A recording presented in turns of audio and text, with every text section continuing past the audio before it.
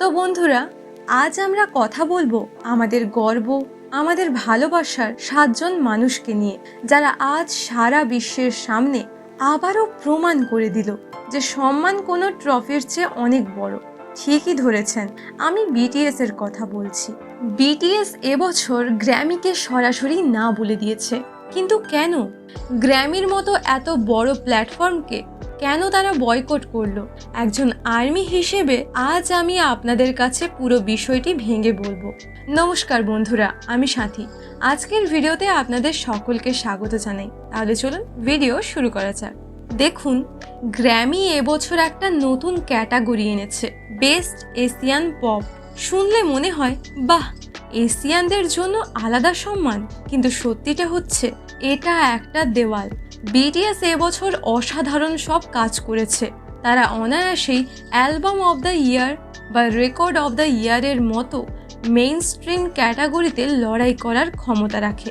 কিন্তু গ্র্যামি কর্তৃপক্ষ চাইছে আমাদের ছেলেদের একটা আলাদা এশিয়ান বক্সে বন্দি করে রাখতে, যাতে তারা মূল পুরস্কারগুলো থেকে দূরে থাকে। একে বলা হচ্ছে এশিয়ান কেবিন বা বর্ণবাদ।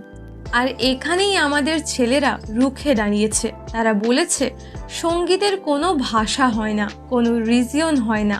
আমাদের 7 জন হিরো RM, সুগা, জেহব, জিমিন, ভিআর, জাংকুক, তারা গ্র্যামির এই দ্বিচারিতার বিরুদ্ধে একটা স্ট্রং মেসেজ দিয়েছে।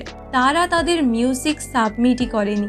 ভাবুন একবার, কতটা আত্মবিশ্বাস থাকলে একটা মিউজিক ব্যান্ড গ্র্যামির মতো অ্যাওয়ার্ডকে তুচ্ছ করতে পারে।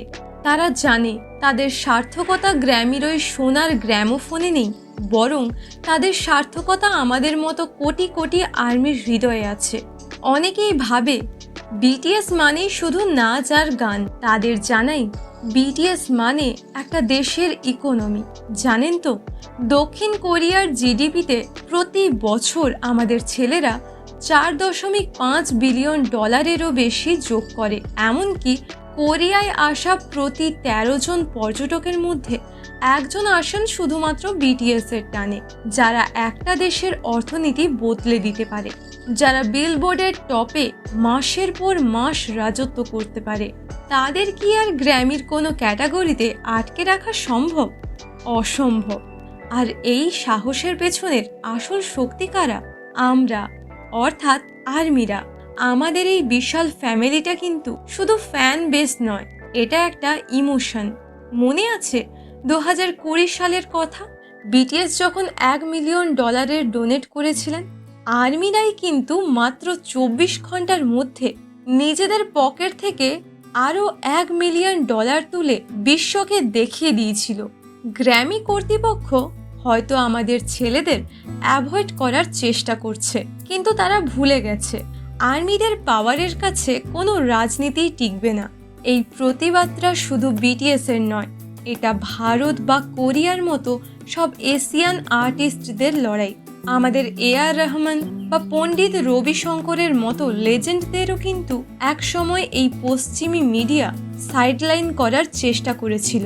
বিটিএস আজ সেই বৈষম্যের আয়না ধরিয়ে দিয়েছে গ্র্যামির মুখে। তারা দেখিয়ে দিয়েছে টিআরপি বা ভিউয়ারশিপের জন্য আমাদের ব্যবহার করবে, অথচ সম্মানের বেলায় ভাগাভাগি করবে, সেটা আর চলবে না।